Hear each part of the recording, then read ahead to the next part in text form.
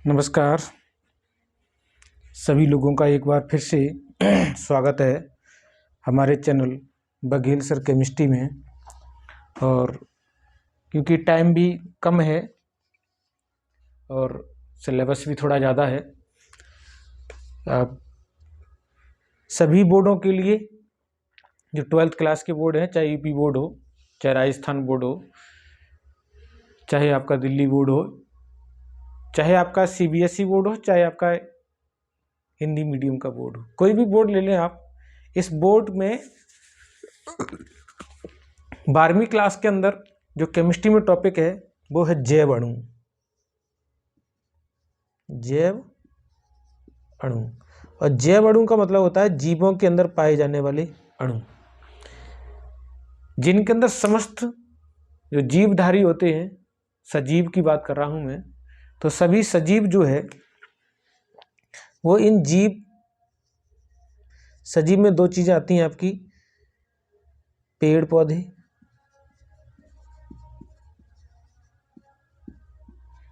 और जंतु। पेड़ पौधे व जंतु जो है वो इस सजीव की कैटेगरी में आते हैं, और सभी सजीव में ये अणु पाए जाते हैं। तो जो जीवों के अंदर अणु पाए जाते हैं उन्हें हम कहते हैं जैव अणु। तो बायोमोलिक्यूल, इंग्लिश में क्या कहते हैं इसको, बायोमोलिक्यूल।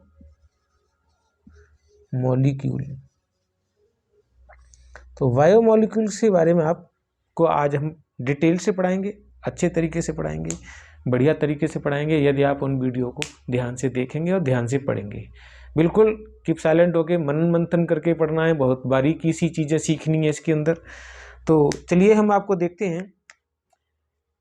जो एक जैव तंत्र होता है वो स्वयं वृद्धि करता है। जैव तंत्र का मतलब पेड़ पौधे और जंतु अपने आप जो है वो वृद्धि करते हैं, और उन वृद्धि के लिए उनके शरीर में, कोशिकाओं में जो भी लिक्विड पदार्थ रहता है उनमें हमारे रासायनिक पदार्थ पाए जाते हैं।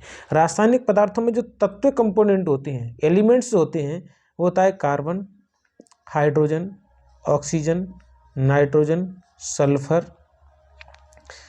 ठीक है, ये मोस्टली पाए जाते हैं। बाकी के उसमें क्या होते हैं, मेटल्स भी होते हैं। इसमें क्या होते हैं, मेटल्स भी होते हैं।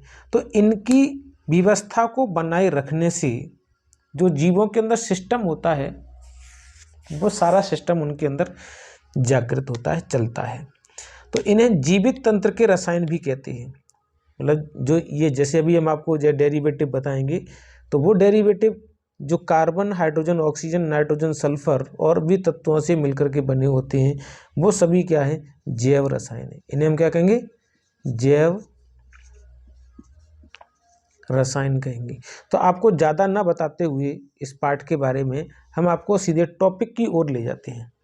तो टॉपिक की ओर ले जाने के मतलब जैव तंत्र में जो घटक होते हैं, जैव तंत्र के घटक यानी तंत्र के घटक कौन कौन से घटक होंगे, उनमें उन घटकों की बात कर ले रहे हैं।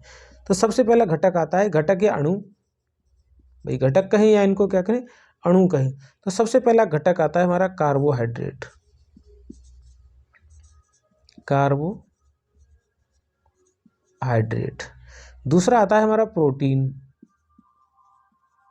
तीसरी आती है वसा, विटामिन्स, एंजाइम, न्यूक्लिक अम्ल,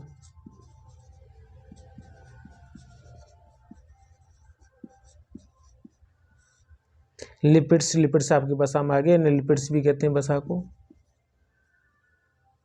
लिपिड। ठीक, तो ये हमारे सारे जो डेरिवेटिव हैं वो जीवों के अंदर पाए जाते हैं, सजीवों के अंदर पाए जाते हैं। चाहे आप उसमें पेड़ ले लें, चाहे आप उसके अंदर पौधे ले लें। तो चाहे पेड़ हो चाहे पौधे हों, इन सभी में क्या पाए जाते हैं, आपके ये जैव अणु पाए जाते हैं। इन जैव अणुओं में जो आपके इम्पोर्टेंट हैं आपके इस टॉपिक के अंदर, वो है कार्बोहाइड्रेट, प्रोटीन, न्यूक्लिक अम्ल और विटामिन्स। हार्मोन्स भी आते हैं, हार्मोन्स भी आते हैं। इसमें कौन से होते हैं, हार्मोन्स। तो ये हमारे जैव अणु के बारे में बात कही गई है। तो हम आपके आज सीधे सीधे जैव अणु के एक टॉपिक को लेकर के बात कर रहे हैं। तो चलिए देखते हैं आपके इसमें टॉपिक में क्या है जैव अणु में। सबसे पहला टॉपिक हमने लिया है क्या, कार्बोहाइड्रेट। सबसे पहला टॉपिक कौन सा लिया हमने, कार्बोहाइड्रेट। अब कार्बोहाइड्रेट से देखें तो कार्बो मीन्स होता है कार्बन। कार्बो का मतलब क्या होता है, कार्बो का अर्थ, कार्बो का अर्थ कार्बन। क्या होता है, कार्बो का अर्थ कार्बन। और हाइड्रेट रह गया, इस हाइड्रेट का अर्थ है का अर्थ जल। तो कार्बन और जल को यदि मिला दिया जाए तो ये हमारा डेरिवेटिव बन जाता है कार्बोहाइड्रेट।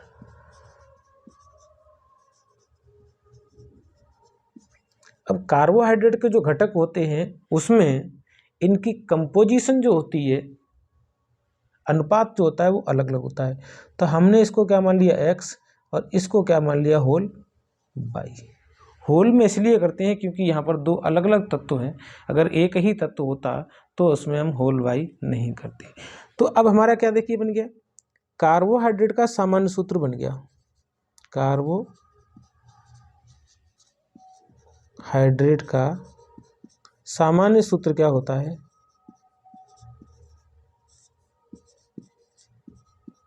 तो क्या बन गया हमारा CX और H2O का होल बाई। कहीं पर ऐसा होता है, कहीं कुछ कार्बोहाइड्रेट ऐसी भी होते हैं कि X बराबर बाई भी हो जाता है। ठीक, X बराबर यहाँ X के मान किसके, बाई के बराबर भी हो जाते हैं, तब वो भी हमारे कार्बोहाइड्रेट कहे जाते हैं। तो ये कार्बोहाइड्रेट्स भी दो प्रकार के होते हैं, कार्बोहाइड्रेट्स दो प्रकार के होते हैं। अब लिख देंगे हम कार्बोहाइड्रेट्स के प्रकार।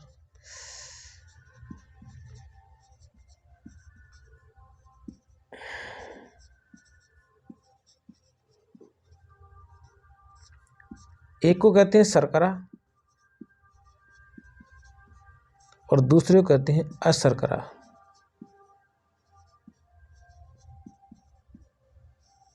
शर्करा मीन्स होता है मीठा, स्वाद में मीठा, स्वाद में मीठा। और अशर्करा का मिलता है स्वाद में मीठा नहीं, स्वाद में मीठा नहीं। अब जैसे जैसे मैंने आपको ये दो शब्द बताए हैं, इन दो शब्दों से बताने से आप जो है कुछ कुछ बातें अपने दिमाग में सीख गई होंगी कि हम जो बात कर रहे हैं वो किसकी बात कर रहे हैं। ठीक है, हम जो बात कर रहे हैं वो किसकी बात कर रहे हैं।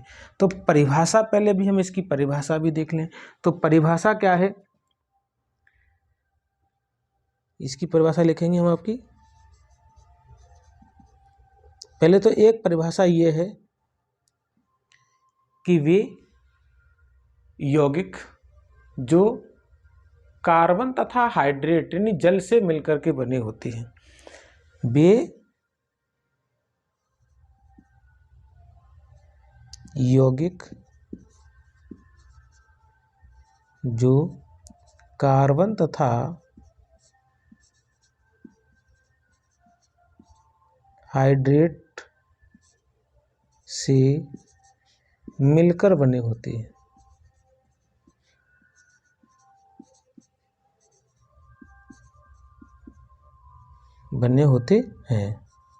तो वो क्या कहलाते हैं, कार्बोहाइड्रेट कहलाते हैं। लेकिन जो परिभाषा है वो थोड़ी और चेंज हो गई, क्योंकि यहाँ जो परिभाषा होती है वो थोड़ी सी हट गई।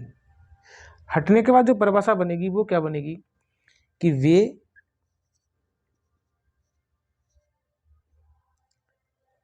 कार्बन के हाइड्रेट व्युत्पन्न, कार्बन के हाइड्रेट व्युत्पन्न जिनमें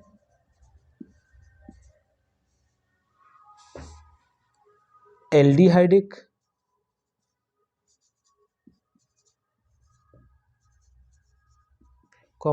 कीटोनिक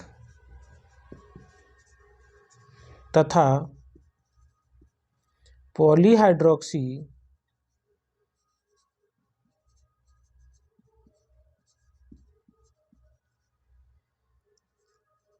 समूह युक्त यौगिक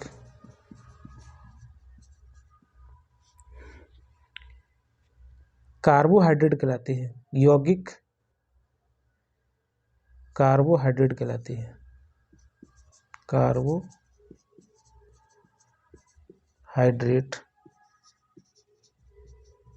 कहलाते हैं। अब इनके प्रकार हम यहाँ बता दिए हमने आपको। दो प्रकार के होते हैं, एक शर्करा जो स्वाद में मीठे होते हैं, दूसरे होते हैं अशर्करा जो स्वाद में मीठे नहीं होते हैं। ठीक है, तो हम आगे जो है इसके बारे की आगे जो बात करेंगे वो हम आगे इस में दिखाएंगे। तो इसको हटा देते हैं। आप परिभाषा को जो है हमने परिभाषा आपको बता दी है, आप वीडियो को पुश करके और रोक करके पढ़ सकते हैं, लिख सकते हैं, नोट्स भी बना सकते हैं। तो अब इसमें हम जैव अणु में क्या देखेंगे, जो हमारे पास शर्करा थी वो दो प्रकार की है। शर्करा कितने प्रकार की है? दो प्रकार की। नंबर एक शर्करा जो है वो है कार्बोहाइड्रेट। नंबर एक कार्बोहाइड्रेट है शर्करा, और नंबर दूसरा जो कार्बोहाइड्रेट है वो है अशर्करा। नंबर एक हमारी क्या है? शर्करा, और दूसरी क्या है? अशर्करा।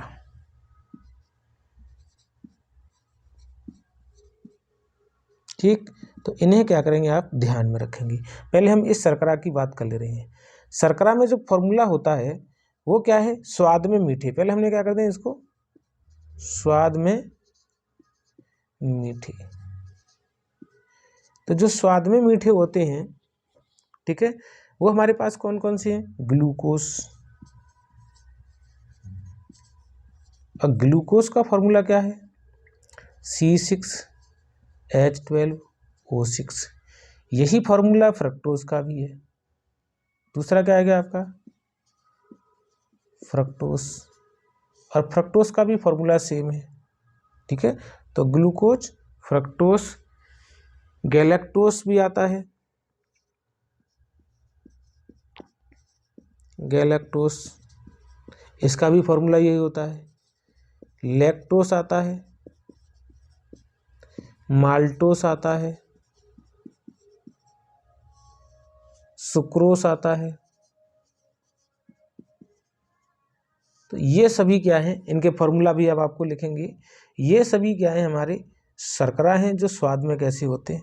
मीठे होते हैं। और इनका जो फॉर्मूला है वो मैंने आप देखो आपका ये बता दिया। एक ये किसका है? ग्लूकोज का भी है, सुक्रोज ग्लूकोज का भी है, फ्रक्टोज का भी है, और गैलेक्टोज का भी है। इसी प्रकार माल्टोज, लैक्टोज और सुक्रोज के जो फॉर्मूला होते हैं वो C12, H22 और O11 होते हैं। अगर हम इन दोनों फार्मूला की बात करें, किस किस की?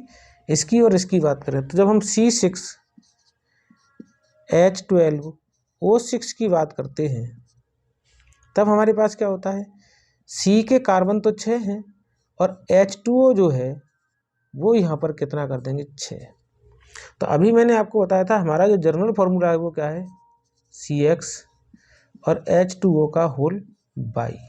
तो अब मैंने आपको ये बताया था कि X बराबर बाई का मान भी होता है। तो इस फॉर्मूला में जब इंडिकेट करेंगे हम, तो कार्बन की संख्या यानी X की वैल्यू कितनी है? 6। X बराबर कितना है? 6। और बाई बराबर कितना है हमारा? बाई बराबर भी 6 है। तो ये हमारा देखिए कार्बन के क्या हो गए? हाइड्रेट हो गए। क्या हो गए? कार्बन के हाइड्रेट आ गए। ठीक है, अब अगली बात कर रहे हैं। ठीक, तो ये समझ में आ गया आपको? ये हमारा फार्मूला है, इन दोनों के फार्मूला हैं, गैलेक्टोज का है, फ्रक्टोज का है, ग्लूकोज का है, और बाकी का जो फार्मूला है अगर इनको हम जर्नल फार्मूला के फॉर्मेट में तोड़ें तो जर्नल फार्मूला का फॉर्मेट क्या हो गया? CX और H2O का होल बाई, जो कि मैंने कार्बन की संख्या लिख दी 6 और जो है H2O की संख्या लिख दी हमने 6। तो मैंने अभी आपको बताया था कि जनरल फार्मूला में ये भी होता है कि X और बाई के मान कैसे होते हैं? X बराबर बाई के मान बराबर भी हो जाते हैं, तो वो कार्बोहाइड्रेट भी कहे जाते हैं। ठीक है, दूसरा जो हमारा फार्मूला है वो है C12, H22 और O11। अब अगर हम इसको फॉर्मेट करें तो C कितने हो गए? 12, और H2O कितने हो गए? 11। अब देखिए यहाँ पर क्या होगा? यहाँ पर X बराबर कितना है? X बराबर 12 है, और बाई बराबर कितना है? 11 है। तो अब इस फॉर्मूला को ये फॉलो कर रहे हैं। ठीक है, ये क्या कर रहे हैं, इस फॉर्मूला को फॉलो कर रहे हैं। तो जो भी डेरिवेटिव इस फॉर्मूला को फॉलो करते हैं वो हमारे कार्बोहाइड्रेट कहे जाते हैं, चाहे तो वो स्वाद में मीठे हों या वो स्वाद में मीठे ना हों, लेकिन फिर भी हमारे क्या कही जाएंगी, कार्बोहाइड्रेट कही जाएंगी। लेकिन कुछ अपवाद इसमें हैं, कुछ अपवाद ऐसे हैं कि कुछ डेरिवेटिव, कुछ रासायन केमिकल ऐसे भी हैं कि इस फॉर्मूला को फॉलो करते हैं लेकिन वो कार्बोहाइड्रेट की किसी प्रॉपर्टीज को नहीं मानते। वो कौन कौन से हैं उनकी बात कर ले रहे हैं हम, तो यहाँ पर इस चीज़ को हटा देते हैं। तो हम ये करें, अपवादित की श्रेणी में अगर इनको देखा जाए, और होता है हर जगह अपवाद होता है, कोई अपवाद की दिक्कत नहीं है, कोई अपवाद जो है बड़ा नहीं है, आपको अपवाद झेलने पड़ेंगे। और केमिस्ट्री तो अपवाद का जनक है, क्योंकि केमिस्ट्री में अपवाद ही अपवाद है। तो देखिए हमारे पास एक फॉर्मिक अम्ल, फॉर्मेल्डिहाइड, सॉरी इसमें क्या है आपका फॉर्मेल्डिहाइड, फॉर्मेल्डिहाइड। और फॉर्मेल्डिहाइड का सूत्र होता है वो होता है HCHO। अगर इसको हम अड़सूत्र में लिखें तो CH2O। अब इसके हम किस में, ये तो हमारा अड़सूत्र हो गया, ये इसका केमिकल फॉर्मूला हो गया, लेकिन अगर हम इसको कार्बोहाइड्रेट के फॉर्मेट में लिखें तो ये कार्बोहाइड्रेट का फॉर्मेट हो गया, यानी C1 और H2O का होल 1 हो गया, ठीक। लेकिन ये कार्बोहाइड्रेट नहीं है, क्योंकि कार्बोहाइड्रेट के जनरल फॉर्मूला को तो फॉलो कर रहा है, लेकिन हमारा ये जो है वो केमिकल बाकी की किसी भी इस प्रकार के डेरिवेटिव की किसी की प्रॉपर्टीज को नहीं मान रहा। दूसरा CH3COOH, CH3COOH, ये भी एक फॉर्मूला है। जब इस फॉर्मूला को देखेंगे, ये तो हमारा केमिकल फॉर्मूला हो गया, जब इसको हम क्या करेंगे अड़सूत्र के रूप में लिखेंगे तो लिखेंगे C2 और H2O का होल ट्वाइस, H2O का होल ट्वाइस। अब अगर इसको देखा जाए तो ये क्या कर रहा है, हमारा CX और H2O के होल ट्वाइस बाई वाले फॉर्मूला को फॉलो कर रहा है, लेकिन ये क्या है, ये आपका कार्बोहाइड्रेट नहीं है, क्योंकि ये कार्बोहाइड्रेट की किसी भी प्रॉपर्टीज को फॉलो नहीं करता है। तो जब ये कार्बोहाइड्रेट की किसी भी प्रॉपर्टीज को फॉलो नहीं करता है तो ये आपका क्या है, कार्बोहाइड्रेट नहीं हो सकता है। इसी प्रकार आपका क्या है, ये किसका नाम है, एसिटिक अम्ल, एसिटिक अम्ल। अगला कौन सा है हमारा, लैक्टिक अम्ल, लैक्टिक अम्ल। और लैक्टिक अम्ल को लिखते हैं CH3 CHOH और COOH। तो अब इसका हम जो है अड़सूत्र लिखेंगे तो यहाँ पर C कितने हो गए, 1 2 3, C3, H कितने हो गए 1 2 3 और 3 6, O कितने हो गए 1 2 3, यानी C3H6O3। अगर इसको हम क्या करें कार्बोहाइड्रेट के फॉर्मूला के फॉर्मेट में लिखें तो हो गया C3 और H2O का होल थ्राइस। जैसे हमने आपका क्या लिखा था, C6H2O का होल 6, ये ग्लूकोज का फॉर्मूला था। जब ये ग्लूकोज के फॉर्मूला के सिमिलर है, हालांकि अगर हम यहाँ 2 मॉलिक्यूल का मल्टीपल कर दें तो यहाँ क्या करेगा, अगर हम यहाँ पर 2 लैक्टिक अम्ल ले लें, 2 का लैक्टिक अम्ल कर दें तो ये जो फॉर्मूला बनेगा वो C6 और H2O का होल 6 हो जाएगा। लेकिन ये क्या है, ये जो लैक्टिक अम्ल है वो ग्लूकोज नहीं हो सकता, लैक्टिक अम्ल जो है वो क्या नहीं हो सकता, ग्लूकोज नहीं हो सकता।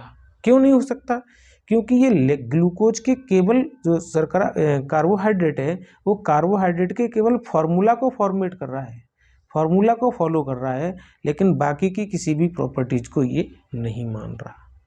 तो अब क्या कहा जाएगा कि कुछ रासायन ऐसे भी होते हैं जो कार्बोहाइड्रेट के रासायनिक सूत्र यानी सामान्य सूत्र को तो का पालन करते हैं, किंतु कार्बोहाइड्रेट नहीं होते हैं। अगली बात, अभी इसमें एक अपवाद और है। एक अपवाद कौन सा है, ये तो हमारे अभी हम ग्लूकोज ही पढ़ रहे हैं, यानी इसे शर्करा ही पढ़ रहे हैं, कार्बोहाइड्रेट ही पढ़ रहे हैं। अब अगले जो डेरिवेटिव जो होते हैं वो क्या है हमारा, वो ये रहा कि कुछ पदार्थ ऐसे भी हैं कि जो CX और H2O के होल बाई फॉर्मूला को फॉलो नहीं करते, लेकिन कार्बोहाइड्रेट हैं। कैसे हैं? का CXH2O का से H2O का होल बाई का पालन नहीं करते,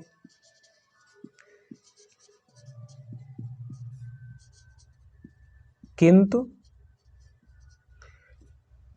कार्बोहाइड्रेट है। क्या है ये? कार्बोहाइड्रेट है। अब उनके फॉर्मूला की ही बात कर ले रहे हैं हम। तो वो कौन कौन से फॉर्मूला हैं जो कार्बोहाइड्रेट तो हैं लेकिन कार्बोहाइड्रेट के फॉर्मूला की बात नहीं मानते। तो जब कार्बोहाइड्रेट के फॉर्मूला की बात नहीं मानते तो वो कौन से होंगे? एक है आपका रेमनोहेक्सोज,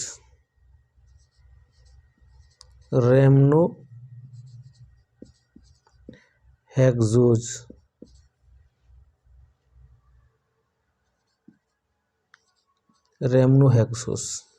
तो इसका फॉर्मूला क्या है? इसका फॉर्मूला है C7H14 और O6। अब भैया क्या है? अब ये नहीं मान रहा। इसमें अगर हम लिखें तो क्या हो गया, ये C तो 7 है, C तो हमने लिख लिया, चलो 7, लेकिन H2O को किस फॉर्मेट में लिखें? 7 का गुणा कर नहीं सकते क्योंकि 7 हमारे पास क्या है, ऑक्सीजन नहीं है। 6 का गुणा नहीं कर सकते क्योंकि यहाँ पर हाइड्रोजन कैसे 14 है। तो अब क्या है, ये तो इस फॉर्मूला को फॉलो नहीं कर रहा, लेकिन ये क्या है, हमारा कार्बोहाइड्रेट है। ऐसे क्या होता है,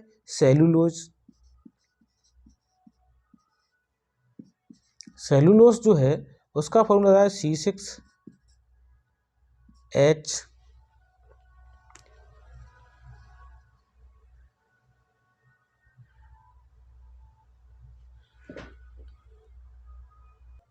सॉरी इसके अंदर ये नहीं आएगा, सेलुलोज नहीं होगा यहाँ पर, यहाँ आएगा आपका रेमनोज,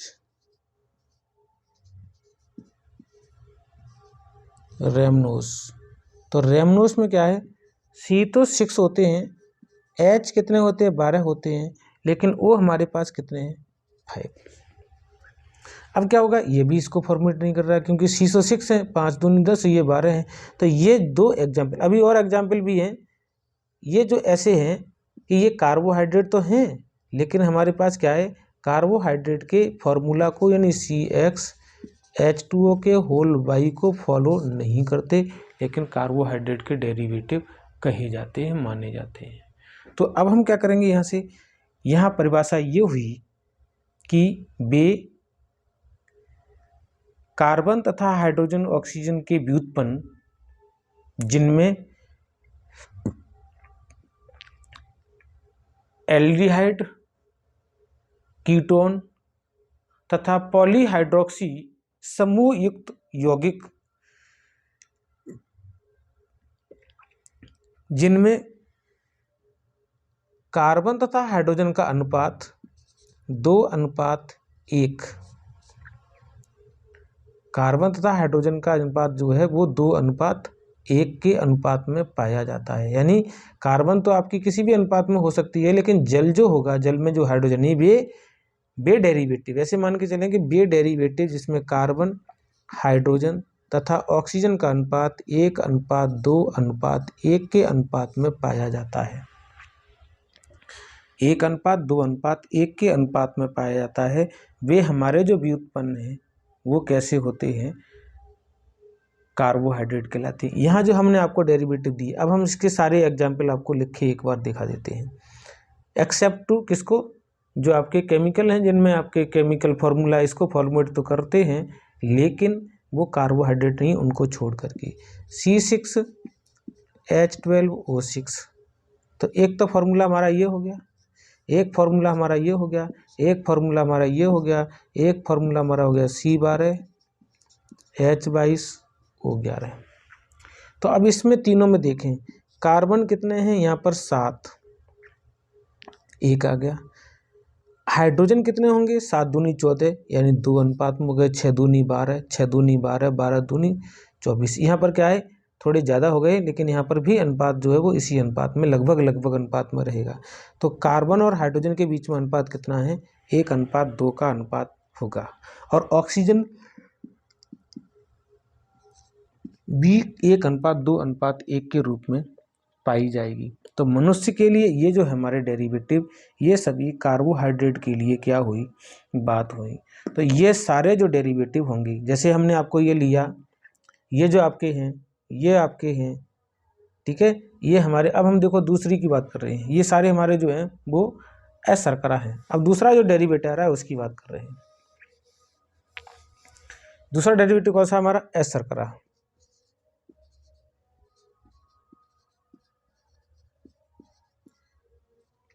एस शर्करा का मतलब है जो स्वाद में मीठे नहीं होते, स्वाद में मीठे नहीं। यहाँ पर आपका कौन सा आएगा, यह आएगा रेमनो hexose, रेमनो hexose, rhamnose, starch,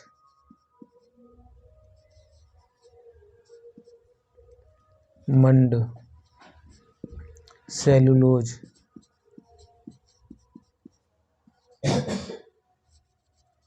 starch, मंड, सेलुलोज, ग्लाइकोजन।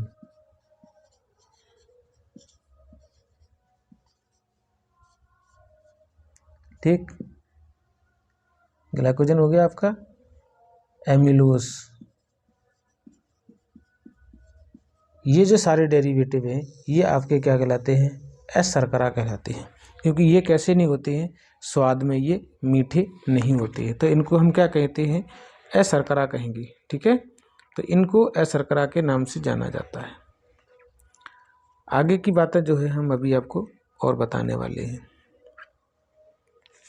तो दो डेरिवेटिव है हमारे, शर्करा और एस शर्करा। शर्करा का मतलब स्वाद में मीठे और एस शर्करा का मतलब स्वाद में मीठे नहीं होते हैं।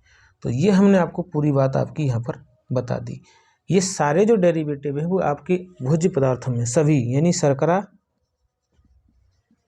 तथा एस शर्करा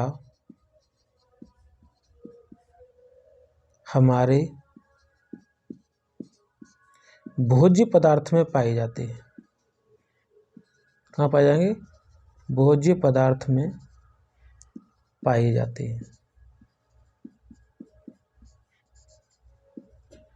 ठीक, अब भोज्य पदार्थ में पाए जाने का मतलब ये कहाँ कहाँ पाए जाते हैं, ये अनाज में पाए जाते हैं। जितने भी हम अनाज खाते हैं, खाद्य अनाज, अनाज का मतलब हमारे हो गए खाद्य अनाज। दूध में पाए जाते हैं, सब्जी में पाए जाते हैं। अब सब्जी दोनों हो गई, शाकाहारी भी हो गई और मांसाहारी भी हो गई, शाकाहारी भी हो गई और मांसाहारी भी हो गई। ठीक, तो अंडे में भी पाए जाते हैं, मांस में भी पाए जाते हैं। ठीक है, आलू में भी पाए जाते हैं। सब्जी आई गई, आलू फालू जो भी है, सब कुछ पदार्थ इसी में आ गया, सारा डेरिवेटिव इसमें आ गया। सब्जी में यानी आपके जीव जंतु में भी, जीव जंतु तथा पेड़ पौधे, पेड़ पौधे के जो भी घटक हैं उसमें भी पाए जाते हैं, जीव जंतुओं के जो भी घटक होते हैं उनमें पाए जाते हैं। तो मैंने आपकी ये जो बात कही वो सभी की कह दी, और सभी के कहने के बाद हमने आपको एक चीज़ ये भी बता दी कि अनाज में भी पाए जाते हैं, जितने भी हम अनाज खाते हैं उनमें पाए जाते हैं, दूध में पाए जाते हैं और सब्जी में पाए जाते हैं। तो सभी डेरिवेटिव जो है इसके घटक हैं, और इसीलिए हम इनको भोज्य पदार्थों के रूप में लेते हैं, क्योंकि इनके भोजन से यानी भोज्य पदार्थों से हमें क्या मिलता है, भोज्य पदार्थों से ऊर्जा प्राप्त होती है। क्या होती है, भोज्य पदार्थों से ऊर्जा प्राप्त होती है। तो हम इन्हें खाते क्यों हैं, ऊर्जा के लिए, ताकत के लिए खाते हैं। और ताकत हमें कहाँ से प्राप्त होगी, भोजन से प्राप्त होगी। और भोजन से ऊर्जा कहाँ से प्राप्त होगी, ये जो डेरिवेटिव होते हैं उनके द्वारा प्राप्त होती है। तो ऊर्जा कैसे प्राप्त होती है उसका भी हम आपको एक रिएक्शन लिख के देते रहे हैं। तो तो देखिए शरीर के अंदर, जीवों के शरीर के अंदर क्या होता है, C6 ऐसे हमने लिख दिया, CxH2O का होल बाई, ये हमारा क्या है, कार्बोहाइड्रेट, जो किसी रूप में लिया जाए, शर्करा के रूप में लिया जाए या अशर्करा के रूप में लिया जाए, इसलिए हमने लिखा इसको कार्बोहाइड्रेट। इसका क्या कर देंगे हम, ऑक्सीडेशन कर देंगे। जब इसका ऑक्सीडेशन कर देंगे तो हमें मिलेगा CO2 प्लस मिलेगा हमें H2O प्लस मिलेगी हमें ऊर्जा। ठीक, प्लस क्या मिलेगी हमें, ऊर्जा। तो ऊर्जा प्राप्त करने के लिए अब हमारे पास क्या हो गया, यहाँ पर ऑक्सीजन ले लिया। ऑक्सीजन कितना होगा आपका, X plus Y by 2, X plus Y by 2O2 ले लेंगे यहाँ पर। ठीक, जब X plus Y by O2 लेंगे तो यहाँ पर आपका XCO2 प्राप्त होगा, यहाँ पर आपका वाई ये प्राप्त होगा। तो इस तरीके से हमने क्या किया, इस रिएक्शन को, और ये ऊर्जा क्या होती है, हमारे शरीर में काम आती है। ठीक, इसके कुछ कंपोनेंट ऐसे होते हैं कि हमारे शरीर में, जैसे मांसपेशियां हैं, ब्लड है, कोशिकाएं हैं, हड्डियां हैं, इनके बनाने में भी ये उपयोग में लिए जाते हैं। तो आज मैंने आपको इस पाठ के जर्नल इंट्रोडक्शन के बारे में बताया। आगे हम किसी टॉपिक को लेकर के बात करेंगे। तो अगला हमारा जो टॉपिक होगा वो है आपका कार्बोहाइड्रेट, कार्बोहाइड्रेट का घटक। तभी हम कार्बोहाइड्रेट के क्लासिफिकेशन और पढ़ेंगे। क्या पढ़ेंगे, अभी हम आपके कार्बोहाइड्रेट के क्लासिफिकेशन पढ़ेंगे, क्योंकि वीडियो हमारी लंबी हो रही है, तो लंबी वीडियो न बना करके हम आपको शॉर्ट वीडियो के माध्यम से बताएंगे, और वो हमारा है कार्बोहाइड्रेट के घटक। वर्गीकरण लेंगे, फिर हम उसके आपके घटक बनाएंगे। तो हमारे वीडियो को देखते रहें, लाइक शेयर सब्सक्राइब करते रहें। जय हिंद, जय भारत।